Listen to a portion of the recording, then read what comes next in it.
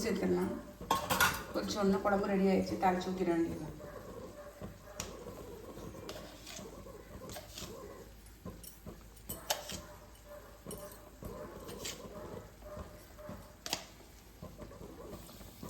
நல்லா கொதிச்சு பாருங்கள். இப்போ தாளிச்சதை சேர்த்துடலாம்ல.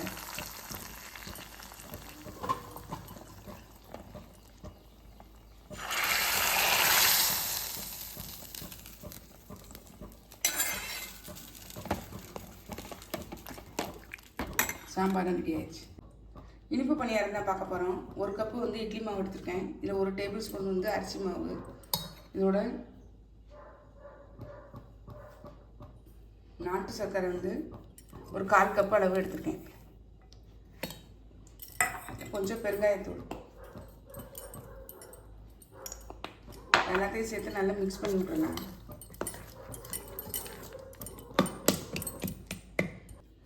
இது கூட இந்த தேங்காய் தூளையும் சேர்த்துடலாம். நல்லா மிக்ஸ் பண்ணி விட்டுறலாம்.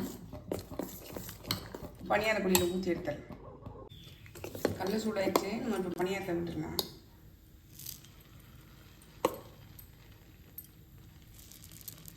முக்கால் அளவு விட்டால் போதும்.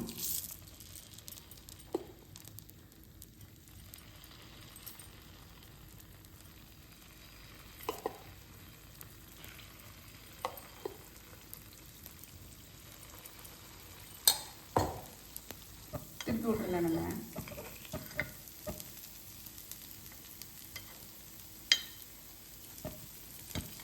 இல்லை ஈஸியாக வருது பாருங்கள். எடுத்து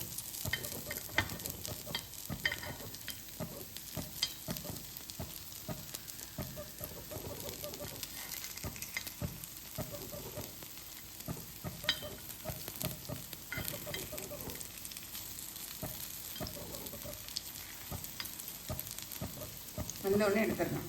டிஃபன் பாக்ஸ் ஃபில் பண்ணிடலாம். ஏற்கனவே சாதனை எடுத்து வச்சுட்டேன், டைம் ஆயிடுச்சுன்ட்டு.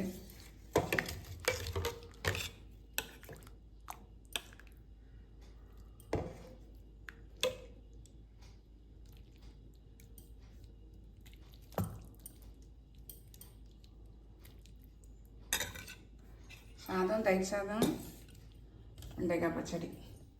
சாதம், தயிர் சாதம், வெண்டைக்காய் பச்சடி. காலையில் பிரேக்ஃபாஸ்ட்டுக்கு இட்லி மாவில் செஞ்ச இனிப்பு பணியாரம். உங்களுக்கு இந்த ஐடியா பிடிச்சிருந்ததுன்னா நீங்களும் ட்ரை பண்ணி பாருங்கள். ட்ரை பண்ணி பார்த்து கமெண்ட்டில் சொல்லுங்கள். லைக் பண்ணுங்கள், ஷேர் பண்ணுங்கள், சப்ஸ்கிரைப் பண்ணுங்கள். பக்கத்தில் உள்ள பெல் ஐக்கானை கிளிக் பண்ணுங்கள். நாளைக்கு வேறு ஒரு ரெசிபியில் உங்களை சந்திக்கிறேன். பை. தேங்க்யூ.